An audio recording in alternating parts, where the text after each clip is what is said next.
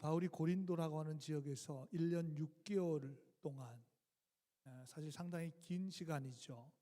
거기서 복음을 전하게 되었고, 감사하게도 참 많은 고린도 사람들이 예수를 믿고 세례받게 되었습니다. 그리고 제가 지난주에 말씀드렸지만 고린도에서 이 브리스길라와 아굴라, 여러분 많이 들으셨던 이름일 거예요. 이 두 부부를 하나님께서 준비하셔서 바울의 사역에 큰 힘이 됐고, 또 그동안 떨어져 있었습니다. 그 실라와 디모데가 이제 다시 돌아와서 고린도에서 함께 했습니다. 요즘 애들 쓰는 말로 완전체를 이루었어요. 완벽하게 이루었습니다. 너무나 큰 힘과 위로와 격려가 되었습니다. 외형적으로 보면 그래요. 너무나 지금 완벽하게 되어 있습니다. 고린도 사역도 성공적으로 보였지만 바울의 마음은 심히 약하고 두려움에 빠져 있었습니다. 그걸 어떻게 알 수 있느냐? 고린도전서 2장 3절에 보니까 바울이 직접 이런 고백을 해요. 내가 너희 가운데 거할 때에 겉으로 보기에는 막 대단해 보이고 막 용감해 보이고 그랬지만 속으로 실제로는 약하고 두려워하고 심히 떨었노라. 그때 주님이 바울에게 나타나셔서 18장 9절 10절에 두려워하지 말아라, 침묵하지 말고 말하라. 내가 너와 함께 있음에 어떤 사람도 너를 대적하여 해롭게 할 자가 없을 것이다. No one is going to attack you and harm you. No one. 너무나 분명한 말씀을 주셨습니다. 바울이 이 주님의 음성을 듣고 얼마나 기뻤겠습니까? 사람이 주는 기쁨 잠시일 수 있지만 이 주님이 주시는 이 음성과 기쁨은 비교할 수 없는 그런 믿음의 담대한 용기가 생기게 되었습니다. 1차, 2차 선교여행을 하면서 바울이 받았던 고난과 핍박, 비반과 위협, 또 실제로 돌에 맞기까지 했습니다. 매도 맞았습니다. 옥에도 갇혔습니다. 그걸 다 경험했어요. 여러분, 지금으로 말하면 엄청난 트라우마가 지금 바울을 에워싸고 있습니다. 도저히 없어지지 않을 것 같아요. 네, 이 주님의 음성으로 내가 너와 함께 하겠다, 두려워하지 말아라, 이 트라우마가 다 녹아져 내렸습니다. 아마 저는 바울이 펑펑 울었을 것 같아요. 여러분, 우리가 누구만 이렇게 좀 위로해줘도 어떨 때는 막 눈물이 막 그냥 멈출 수 없는 눈물이 쏟아질 때가 있다잖아요. 오늘 바로 바울의 모습입니다. 저는 오늘 예배를 통해서, 여러분 2000년 전에 바울에게만 성령님 계신가요? 오늘 우리 예배 가운데, 여러분의 삶 가운데, 여러분의 마음 가운데 성령님이 거하고 계십니다. 여러분의 마음과 심령을 만지시고 새 힘을 주시고 회복시켜 주시는 그런 성령의 위로와 은혜, 믿음의 담대함과 능력이 오늘 이곳에 모인 여러분들 모두에게 임하시게 되기를 우리 주님의 이름으로 간절히 축원합니다. 우리 옆 사람을 이렇게 인사하겠습니다. 하나님이 당신과 함께 하십니다. 하나님이 당신과 함께 하십니다. 하나님이 확실한 거예요. 제일 확실한 거예요. 여러분, 사람들 다 떠나도 하나님 여러분과 함께 하십니다. 오늘 본문은 좀 주의해서 보아야 되는데 2차 선교여행이 마쳐지고 3차 선교여행이 시작되고 있어요. 근데 그냥 읽으면 몰라요. 언제 끝나고 언제 시작됐는지. 지난 주일 말씀드린 대로 고린도에서 있다가 떠나게 됩니다. 고린도를 떠나면서 18절에 바울이 일찍 서원이 있었으므로 겐그리아라는 곳에서 머리를, 저기 이제 고린도의 겐그리아입니다. 거기서 머리를 깎고 나서 19절에 에베소에 와서 에베소에 있다가, 그리고 잠시 있다가 22절에 가이사랴로 상륙하여 올라가, 저 말은 예루살렘으로 올라갔다는 거예요. 이제 2차가 끝났다는 것입니다. 바울의 2차 선교 여행을 지도로 보시면 저렇게 되어 있어요. 저 안디옥에서부터 시작해서 엄청난 거리를, 그래서 고린도에서 에베소를 거쳐서 그 다음에 이제 다시 이 가이사랴로, 그리고 예루살렘으로 돌아오게 됩니다. 에베소를 거쳐서 교회의 시작인 예루살렘 교회에 가서 2차 선교 여행을 보고했을 것입니다. 그리고 교회의 안부를 물은 후에 안디옥으로 내려갔습니다. 22절이죠. 그리고 이방 선교의 시작인 그리스도인이라고 처음으로 불림을 받았던 안디옥에 가서 보고를, 본인들이 파송된 교회에 가서 보고를 하고 23절에 얼마 있다가 떠나. 이것이 3차 선교행의 시작이에요. 그냥 두리뭉실하게 넘어갑니다. 끝내고 얼마 있다가 떠났습니다. 2차가 마무리되고 지금 3차가 시작이 되는 그런 상황이에요. 우리 지난주에 우리 아이들 졸업을 축하했잖아요. 여러분, 졸업이라고 끝나나요? 졸업이면 입학이 있어요. 2차 선교여행이 지금 끝나요. 졸업합니다. 그리고 이제 3차의 입학이 시작되는 매우 중요한 상황, 아주 중요한 상황. 그럼 어떤 모습으로 2차 선교여행이 마무리되고 또 어떤 마음으로 3차 선교여행이 시작되었는가? 여러분 궁금하지 않으세요? 어떻게 내 인생을 이제 리타이어하고 리타이어 이후에 어떤 삶을 살아야 될까? 이거 굉장히 중요하잖아요. 여러분. 굉장히 중요한 시기입니다. 이때 바울의 모습이 어떤가? 오늘 말씀을 통해서 두 가지를 함께 생각해 보려고 합니다. 첫 번째로 18절에 보니까 바울이 일찍이 소원이 있었으므로 겐그리아에서 머리를 깎았더라. 여러분, 어느 때 머리를 깎습니까? 어떨 때 헤어스타일의 변화를 주나요? 대표적으로 여자들의 마음에 심적인 변화가 있으면 머리를 깎아요. 머리에 변화를 줍니다. 여러분, 남자들은 군대 갈 때 머리를 빡빡 깎잖아요. 정말 인생의 가장 황금기 중요한 때 군에 입대하기 때문에 머리를 빡빡 깎고 새로운 결단과 다짐과 각오를 가지고 머리를 깎습니다. 히브리 문화도 이와 비슷해요. 아마 저는 전 세계적으로 다 비슷하지 않을까 싶어요. 이 머리를 깎는다는 것. 근데 히브리 문화에서는 엄청나게 큰 은혜와 축복을 받았을 때 감사의 표시로 머리를 깎아요. 다음 주에 머리 깎고 오신 분들은 감사합니다. 그런 표현이에요. 그런 표현. 머리를 깎아. 그럴 수 있잖아요. 나 정말 감사합니다. 정말 하나님의 은혜와 축복을 받았습니다. 다른 사람 보라고 머리를 깎아요. 머리를 이게 히브리 문화예요. 그리고 지금과는 다른 새로운 결단과 다짐을 하면서 또 머리를 깎습니다. 이건 세계적으로 비슷해요. 내가 다짐하고 결단하고 새롭게 하겠습니다. 이게 머리를 깎는 거예요. 그래서 어떤 특별한 소원을 하면서 머리를 깎는데 구약의 민수기 6장 18절에 보니까 자기 몸을 구별한 나실인, 여러분 이 나실인이라는 사람이 바로 하나님께 소원한 사람들이에요. 결단한 사람들입니다. 이 사람들은 어떻게 해야 되냐? 회막문에서 자기의 머리털을 밀고 머리를 깎고 그것을 화목 제물 밑에 있는 불에 두어라. 머리를 깎으면서 혼자만의 결심과 다짐이 아니라 사람들 앞에서 하나님 앞에서 소원하고 결단한 모습을 보여주라는 것입니다. 그럼 바울이 소원한 내용이 무엇이냐? 오늘 소원 자체는 나와 있지는 않아요. 소원 자체가 내가 나실인으로 거룩한 삶을 살겠습니다. 소원하면서 머리를 깎고 소원하면서 제사를 드린 것입니다. 그 다음 바울이 뭘 구체적으로 소원을 했겠습니까? 지금 2차 선교여행을 마치고 지금 3차가 시작됩니다. 바로 이때 바울이 머리를 깎고 소원을 했습니다. 그 다음 뭘까요? 지난 2차 선교 여행 중에 보여주신 하나님의 은혜와 능력과 역사와 축복에 하나님 감사합니다. 감사합니다. 이 표현이죠. 자기의 계획을 내려놓고 2차는 성령의 인도하심을 따라서 마게도냐로 갔습니다. 그 첫 성이 빌립보였습니다. 그런데 거기 가서 매맞고 감옥에 갇혔습니다. 그런데 그 사건으로 인해서 간수와 가족들이 구원을 얻었어요.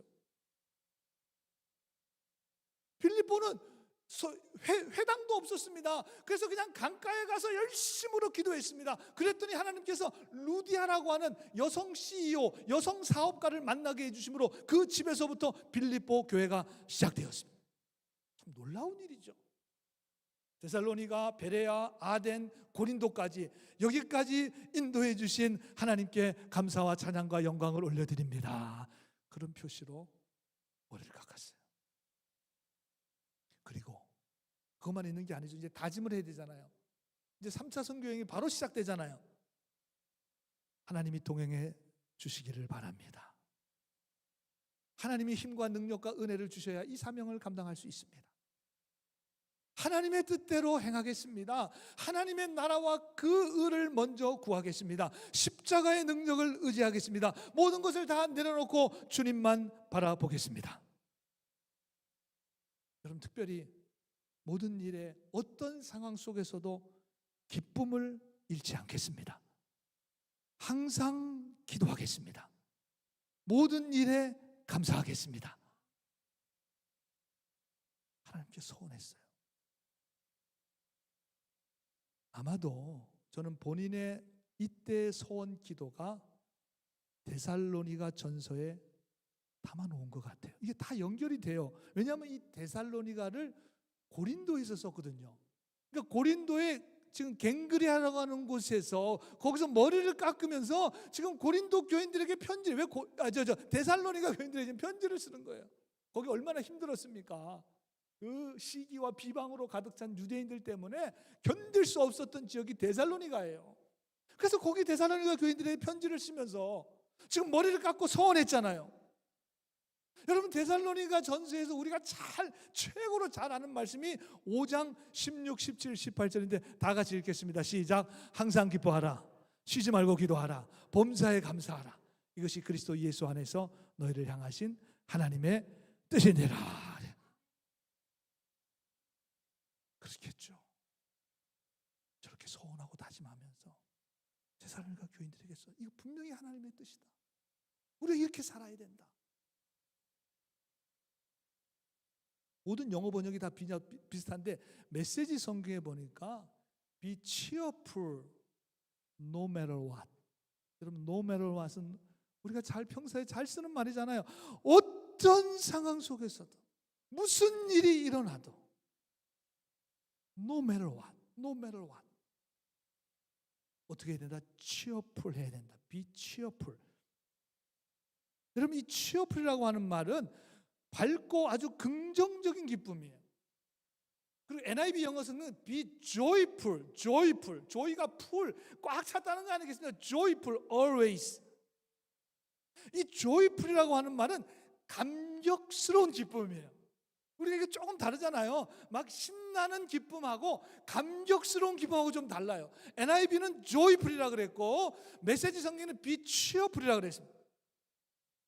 그러니까 하나님의 뜻은 어떤 상황 속에서도 예수 그리스도의 십자가를 통해 주시는 구원의 기쁨과 감격 가운데 살아가라는 것입니다. 그게 joyful이에요. joyful. 그리고 힘들 때 있잖아요. 어려울 때 있잖아요. 근데 하나님이 함께 하신다는 믿음으로 밝고 긍정적인 기쁨과 소망을 가지라는 것입니다. 그것이 cheerful, cheerful, be cheerful. Be joyful, be cheerful. 쉬지 말고 기도해라. 이거 지난 7월 속회 때 기도할 곳이 있을까라는 제목으로 7월 두 번째 주일에 설교를 가지고 여러분들이 지난 주일에 말씀을 나누었습니다. 6글자. 마음만 먹으면 천하가 기도실이고 마음만 먹으면 하루에 1시간 이상씩 기도할 수 있다고 말씀드렸는데 바울이 그 기도의 능력을 체험한 사람 아닙니까? 특별히 2차 선교 여행에서. 그래서 바울이 서원한 거예요. 하나님께 그냥 기도하겠습니다가 아니라 쉬지 않고 기도하겠습니다. 쉬지 않고 계속해서 하나님과의 교제가 절대로 끊어지지 않겠습니다. 기도에 힘쓰겠습니다. 소원하면서 기도하고 소원하면서. 그리고 18절에 범사에 감사해라. 메시지 성경에 보니까 Thank God no matter what happened. no matter what이나 no matter what happen이나 뭐 다 비슷한 말이죠. 어떤 일이 일어나도 내 삶에 어떤 일이 발생이 돼도 감사해야 된다는 것입니다. 이렇게 하는 것이 너희를 향하신 하나님의 뜻이니라. 하나님의 뜻임을 믿었어요. 그러니까 소원했겠죠. 하나님의 뜻이 아닌데도 자기 생각 가지고 어떻게 소원하겠어요? 이건 분명한 하나님의 뜻이기 때문에 사람의 뜻이 아니라 하나님의 뜻이기에 그는 하나님 앞에서 사람들 앞에서 머리를 깎고 소원했습니다. 그리고 그는 소원대로 살았습니다. 바울의 삶이 실제로 그리했습니다. 저는 바울이 소원하고 소원한 삶을, 정말 하나님 뜻대로 살아가는 거룩한 삶을 살았던 것처럼 우리가 믿는 하나님, 우리가 믿는 예수 그리스도, 우리 안에 계신 성령님 2000년 전이나 지금이나 똑같습니다. 저는 오늘 말씀을 통해서도 여러분들이 하나님 앞에 다짐하고 소원한 그 모든 것들, 하나님의 거룩하신 뜻대로 살아갈 수 있는 여러분들 모두가 다 되시기를 우리 주님의 이름으로 간절히 축원합니다. 그런데 소원을 할 때, 또 소원 기도를 할 때 주의해야 될 게 한 가지 있어요. 여러분, 절대로 기분이나 감정에 의해서 반짝 소원하고 지키지 못한다면 소원은 아무 의미가 없습니다. 말만 앞서는 게 되는 거예요. 목사님, 저도 말을 많이 하게 되잖아요. 이게 어쩔 수 없이. 그러다 보면 막 앞서서, 행동보다 앞서서 말이 먼저 나갈 때가 있어요. 그럼 막 쥐구멍이라도 들어가고 싶어요. 쥐구멍이라도. 아니, 솔직히 그래요. 왜? 말이 너무 앞섰어요. 말이. 하지도 못할 거면서. 그래서 신명기 23장 21절에 보니까 뭐라고 말씀하시냐면, 내 하나님께 소원하거든. 그 소원을 갚기를 더디하지 말아라. 내 하나님 여호와는 반드시 그것을 내게, 하나님 요구하신대요. 우리가 소원한 거 하나님 다 요구하신답니다. 더디면 그것이 내게 죄가 될 것이다. 좀 두려운 말씀이죠. 소원을 했는데 이런저런 사정으로 잘 지키지 못하면 죄가 될 정도로 하나님께서 이거 심각하게 다루신다는 거예요. 그래서 절대로 여러분의 입에서 괜히 소원했네 이런 말 하시면 안 돼요. 이런 말 하시면 안 돼요. 그런 소원이 어디 있어요? 괜히 소원하는 게 어디 있어요? 하나님 마음 주셔서 소원한 건데.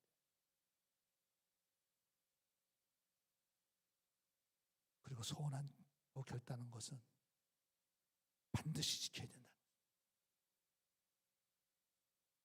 하나님의 뜻대로 살기로 소원하고 결단했다면 반드시 하나님 뜻대로 사셔야 돼요. 여러분, 성경에 이 소원이 많이 나오죠. 근데 여러분, 소원이 참 감사한 이유가 있어요. 우리가 소원을 해야 되는 이유가 있어요. 하나님 앞에 신실한 마음과 믿음으로 성령의 감동으로 한 소원은 여러분의 믿음을 더 강하게 해줍니다. 거룩한 삶을 살아갈 수 있도록 성령께서 도와주십니다. 여러분, 우리 연약함이 있죠. 우리의 부족함이 있죠. 우리의 나태함과 게으름이 있죠. 왜 없겠어요? 그러나 그것을 이기도록 하나님이 도와주십니다. 그러기에 구독이 무서워서 장 먹다 한 겁니까? 그럴 필요 없어요. 우리 그리스도인들은 필요한 경우, 필요한 때에 소원과 결단이 반드시 필요합니다. 어쩌면 매주 하셔야 돼요. 매주. 여러분, 오늘 예배 시간 여러분 각자가 개인이 하나님 앞에 서 있는 시간입니다. 여러분, 누굴 의식할 필요 없어요. 목사인 저 의식할 필요 없습니다. 우리 이 시간은 모두가 다 하나님 앞에 서 있는 시간입니다. 예배를 통해서 살아계신 하나님을 만납니다. 말로만이 아니라 실제로 우리는 지금 하나님 앞에 서 있고 하나님을 만나는 시간입니다. 제가 지난주에 그런 말씀 드렸죠. 저도 예배 시간 10분 전에 여기 앞에 와서 기도합니다. 이 강대상에 올라오기 전 저 앞에서 기도할 때 얼마나 두렵고 떨린다고 제가 얘기했어요. 사실이에요. 아니, 목회를 30년 이상 했으면 나와서 설교하는 거 떨지 말아야지. 뭘 그거 가지고 떨고 그러나. 그렇게 생각하실지도 몰라요. 제가 사람들 앞에만 있다면야 저도 30년 목회했으니 뭐 이런저런 얘기할 수 있죠. 그러나 그렇지 못합니다. 왜 그럽니까? 그 이유는 저도 지금 하나님 앞에 서 있기 때문에 그렇습니다. 저도 하나님 앞에 서 있어요. 그래 얼마나 두렵고 떨리겠습니까? 여러분 마찬가지예요. 교회 출석 도장 찍는 것이라면 아무 문제는 없어요. 목사 만나고 사람 만나기 위해서 교회 오신다면 아무 문제 없습니다. 아무 문제 없어요. 그럼 매주 여러분들이 교회 오셔서 하나님 앞에 서시고 하나님을 만난다면 이건 문제가 심각합니다. 대충 예배 드리는 거, 사람 보러 오는 거, 오늘 누가 예배 나왔나 이렇게 보는 거, 오늘 찬양팀 성가대, 오늘 목사 설교가 괜찮은지 판단하고 하는 거, 이건 아주 심각합니다. 있을 수도 없고 있어서는 안 될 마음. 왜 그렇습니까? 하나님 앞에 서 있기 때문에. 하나님 앞에. 여러분 목사 앞에 있다고 생각하시면 아무렇게나 하셔도 됩니다. 괜찮습니다. 제가 대단한 사람입니까? 아무렇게나 하셔도 돼요. 그러나 우리가 믿는 하나님은 대단하신 하나님이십니다. 이 천지 만물과 우주를 창조하시고 지금도 살아 역사하는 하나님이십니다. 절대로 함부로 가벼이 생각할 수 없는 존재입니다. 어마어마한 존재십니다. 거룩하신 분이십니다. 여러분의 마음과 심령을 꿰뚫어 보시는 분이십니다. 여러분의 마음의 중심과 동기까지도 다 보시는 하나님이십니다. 여러분, 그래서 우리가 하나님 앞에 설 때마다 경외함이 있는 거예요. 경외, 거룩한 두려움이 반드시 있어야 합니다. 있어야 하는 게 아니라 있을 수밖에 없죠. 그럼 우리가 하나님 앞에 서 있는데 경외함이 없다면 그러면 그 사람이 하나님이죠. 그 사람이 하나님.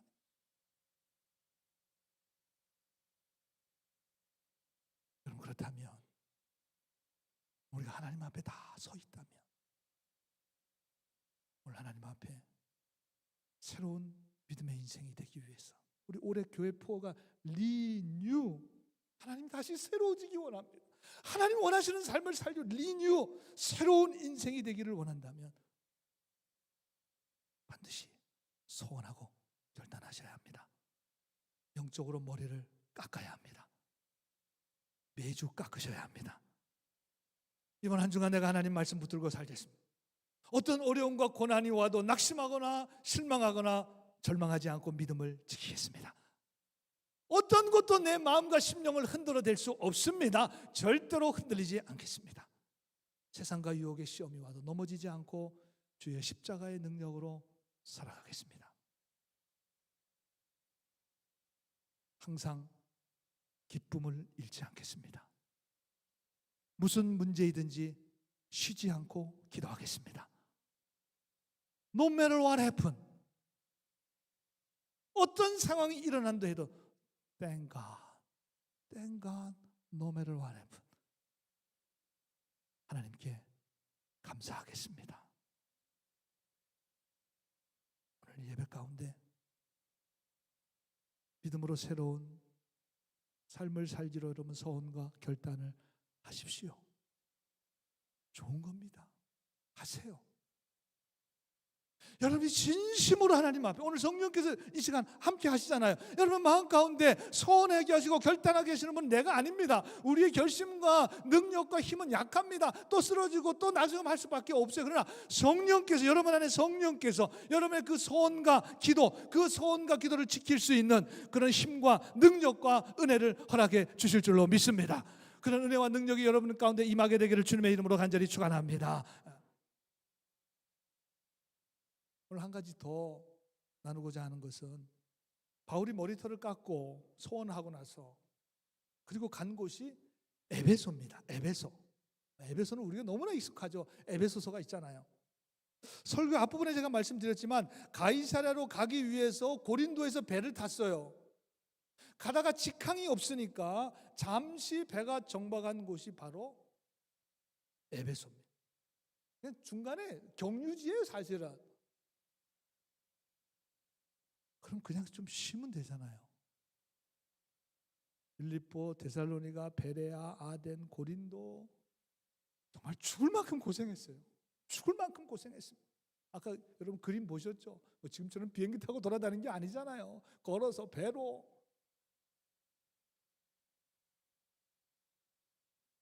지금 잠시 거쳐가는 항구예요. 에베소 거쳐가는 데입니다. 그러면 좀 그동안 너무 힘들었으니 우리 선교팀들 너무 수고했으니 좀 쉬자. 좀 자유시간 좀 가지자. 에베소에 무슨 좋은 물고기가 없는지 횟감이 없는지 가서 좀 사다가 좀 선교팀들 좀 실컷 좀 먹자. 그거 기록해 놔도 저는 좋다고 생각해요. 정말 쉼을 가져야죠. 에베소에 잠시 들린 데인데 거기 좋은 거 있으면 좀 먹고 영육 간에 좀 강건함을 얻을 수 있잖아요. 충분히 그럴 수 있잖아요. 근데 여러분, 아까 고린도의 갱그리아에서 방금 서원했잖아요. 방금 따끈따끈하잖아요. 이 서원이 따끈따끈하잖아요. 좀 시간이 지났으면 좀 식어질 수도 있는데 지금 방금 고린도에 서원하고 에베소 온 거예요. 너무나 따끈따끈함. 이게 서원의 능력이에요. 왜 안 쉬고 싶었겠어요, 바울이라고? 왜 가서 좀 물고기 사다가 좀 같이 나눠 먹고 좀 쉬고 좀 왜 안 그러고 싶었겠어요? 그런데 그 시간이 너무나 아까워요. 그래서 복음을 전하기 위해서 에베소에 있는 유대인의 회당에 찾아갑니다. 그런데 이 에베소에 있는 유대인들은 아마 바울이 깜짝 놀랐을 것 같아요. 베레에 있는 사람들과 같이 매우 친절하고 굉장히 신사적인 사람들이었습니다. 성령께서 이미 역사하고 계셨습니다. 에베소의 유대인들의 마음을 이미 만져주셨어요. 와우. 가보니까 오늘 20절에 보세요. 여러 에베소 사람들이 더 있기를 더 말씀을 좀 들려주십시오. 더 말씀 듣기 원합니다. 우리가 더 말씀 들어야 됩니다.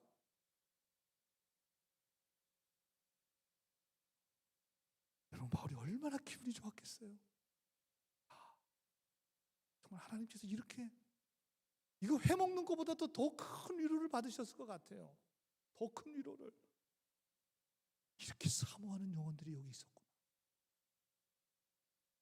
복음을 더 듣기를 사모했습니다.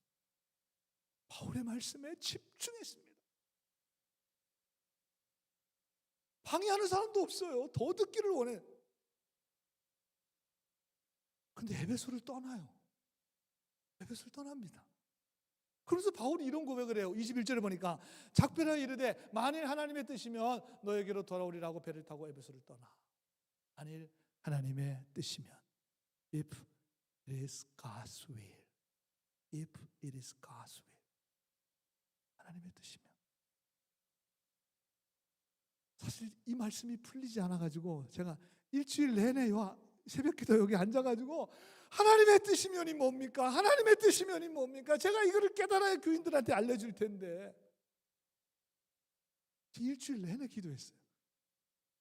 왜 뜬금없이 여기서 사람들이 원하니까 더 있든지 아니면 배 시간이 돼서 빨리 가야 된다든지 그렇게 말하면 될 텐데 왜 하나님의 뜻이면, 만일 하나님의 뜻이면, 도대체 이게 뭔 말인가? 뭔 말인가? 일주일을 제가 고민하면서 기도했습니다. 우리가 그냥 쉽게 하는 말로 하나님의 뜻이면 잘 될 거야. 하나님의 뜻이면 뭐 안 되면 말고 이것저것 다 해보고 안 되면 이거 뭐 하나님의 뜻인가 보다. 어떻게든 뭐가 되겠지. 하나님의 뜻이면 뭐 이렇게 되든 저렇게 되든 뭐가 되겠지. 이 정도로 바울이 가볍게 쓴 말일까? 이건 분명히 아닐 거예요. 그래서 제가 아닌 걸 하나씩 일주일 동안 기도하면서 아닌 거, 하나님의 뜻이 아닌 걸 하나씩 다 잘라냈어요. 다 잘라냈어요. 그랬더니 오늘 바울의 이 고백, 하나님의 뜻이면, 이 고백은 사도 바울의 한결같은 믿음의 태도였습니다. 그의 삶의 원칙이었습니다. 하나님의 뜻이면. 하나님의 뜻입니다. 그래서 굉장히 자연스럽게 그냥 툭 나온 거예요. 툭 나온 거예요. 아, 이걸 못 깨닫고 내가 일주일 동안 기도했나. 그의 삶의 원칙이었고 중심이었기 때문에 그냥 툭 튀어나온 거예요. 하나님의 뜻이면. 그런 항상 하나님의 뜻을 구하는 것입니다. 사람들이 좋아하니까 더 있어 달라니까 더 있는 것이 아니라 하나님의 뜻이 무엇인가? 하나님의 뜻이 무엇인가? 여러분 고린도서 2장 3절에 바울이 약하고 두려워하고 심히 떨었잖아요. 그러면 빨리 고린도 떠나고 싶었을 거 아니겠습니까? 저래도 그랬을 것 같아요. 아, 이게 심하게 떨리고 막 두렵고 이런데 그곳에 계속 있으신 사람이 누가 있겠습니까? 그런데 11절에 보니까 1년 6개월을 머물며 그들 가운데 참 대단해요. 그렇게 떨리고 두려워하면서도 1년 6개월을 왜? 하나님의 뜻이니까. 하나님의 뜻이니까. 여러분 에베소에 더 있을지 너무 좋잖아요 지금. 아, 우리 배 다시 예약해 드릴 테니까 걱정하지 마시고 우리 여기 지금 잡아온 것도 많으니까 여기서 편안히 드시면서 우리에게 말씀을 좀 더 가르쳐 주십시오. 아, 그러면 더 있어도 되잖아. 더 있고 싶었겠죠. 그냥 저 말씀한 거예요. 싶었겠죠. 그러나 하나님의 뜻대로, 하나님의 뜻대로.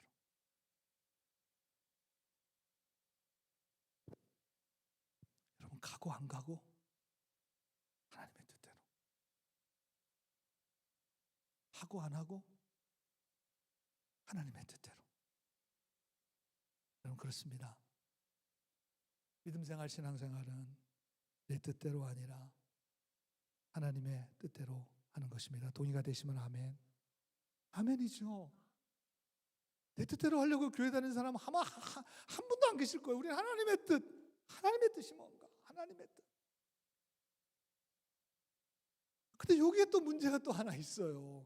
그럼 목사님, 하나님의 뜻이 뭡니까? 뭡니까? 제가 이 질문 할 줄 알고 미리 설계해 왔잖아요. 여러분들 할 줄 아시고 목사님 하나님의 뜻이 뭐예요? 그러면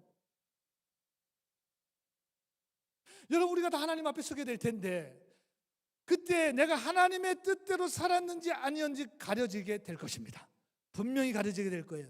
그런데 문제는 뭐냐면 내 뜻대로 살면서 우리가 하나님의 뜻대로 혹시 착각하고 살진 않았는지, 그럼 얼마나 허망하겠어요. 나도 안타깝고 하나님도 안타까우실 것 같아요. 정말 이건 정말 있을 수 없는 일이죠. 그래서 바울도 이 문제를 해결하기 위해서 아마 많이 기도하시고 많이 묵상하시고 하셨던 것 같아요. 그러면서 다 연결이 되죠. 이 바울의 모든 바울 서신에 다 연결이 되는 말씀. 고린도후서 13장 5절에 보면 바울은 고린도 교인들에게 이런 고백을 합니다. 너희는 믿음 안에 있는가 너희 자신을 시험하고 너희 자신을 확증하라. 예수 그리스도께서 너희 안에 계신 줄을 너희가 스스로 알지 못하느냐. 그렇지 않으면 너희가 버림받은 자니라. 굉장히 좀 경고의 말씀을 해주시는데, 여러분 자신이 지금 내가 믿음에 있는지, 지금 내가 하나님의 뜻대로 살아가고 있는지, 내가 지금 하나님의 뜻이라고 하는 분명한 삶의 원칙과 기준을 가지고 살아가고 있는지를 테스트를 해야 된다는 것입니다. 반드시 확인을 해야 된다는 것입니다. 그래서 영어 번역에 보니까 examine이라고 하는 and examine yourselves to see whether you are in the faith. 믿음 안에 있는지를 조사해 봐야 된다. 메시지 성경에 보니까 test yourselves to make sure 해야 된다. 확인해야 된다 그 말이죠. You are solid in the faith. solid라는 말은 굳건하다 그 말. 흔들리지 않는다. 굳건한 믿음 안에 있는지 make sure 해서 테스트해라. Give yourselves. 너에게 주라 그 말이죠. 뭘 주라? Regular checkups. Regularly하게 체크하라는 거예요. 매주 체크하라는 것입니다. Test it out. 그럼 체크아웃 뭐예요? 완전히 체크아웃 해야 돼요. Test it out. 완벽하게 테스트하라는 거예요. 대충 하지 말고. 전 저 뒤에 구절이 참 마음에 들어요. If you fail the test. 시험에 fail 할 때도 있잖아요. 통과하지 못할 때도 있잖아요. 그러면 do something about it. Do something about it. 뭔가 좀 해라 그 말이에요. 여러분, 내가 하나님의 뜻대로 살지 못해서요. 그럼 뭔가 좀 하라 그 말이에요. 뭔가 좀 하시라 그 말이에요. 계속 그렇게 살지 말고 뭔가 좀 해라. Do something about it. 뭔가 좀 하세요. 내가 하나님의 뜻대로 살고 있지 못하다면 뭔가 좀 하세요. 변화되어야 될 거 아니겠습니까? 하나님의 거룩한 뜻대로 살아가야 될 거 아니겠습니까? 여러분, 그렇기 때문에 그러면 언제 가장 확실하게 우리가 이것을 확인하고 점검하고 테스트할 수 있나요? 주일이 바로 하나님의 뜻대로 살았는지, 믿음이 내 진짜 믿음이 살아있는지, 진짜인지 가짜인지 가장 강력하게 점검하고 체크하고 테스트하는 날이 바로 주일날이에요. 그래서 여러분, 예배가 중요한 거예요. 출석 도장 찍으라고 주일 성수하라는 말 아닙니다. 그럴 필요는 없어요. 예배가 중요한 이유는, 우리가 예배를 소홀히 해서는 안 되는 이유는, 우리가 예배에 초집중해야 되는 이유는 오늘 내 믿음이 점검하는 날이에요. 테스트해보는 날이에요. 이 하나님의 뜻인지 아닌지 분별하는 날이라 그 말이에요. 예배를 구경하고 대충 예배 드린다? 이거 불가능해요. 이거 불가능합니다. 하나씩 내 믿음이 테스트되고 점검되고 확인하는 날입니다. 그래서 여러분, 일주일이 168시간인데 영적으로 가장 강력한 시간이 바로 오늘 예배드리는 지금 이 한 시간입니다. 초집중해. 그래서 여러분, 하나님의 뜻이면 내가 보기에 좋은 것도 내려놓아야 됩니다. 언제 내려놓으실 것이에요? 지금. 하나님의 뜻이면 내게 좀 힘들어요. 내게 좀 벅차요. 순종하셔야 합니다. 하나님의 뜻이라면 이거 도저히 못 끊을 것 같아요. 끊어내셔야 합니다. 왜? 하나님의 뜻이니까. 하나님의 뜻이라면 십자가를 져야 하는 고난도 감당해야 됩니다.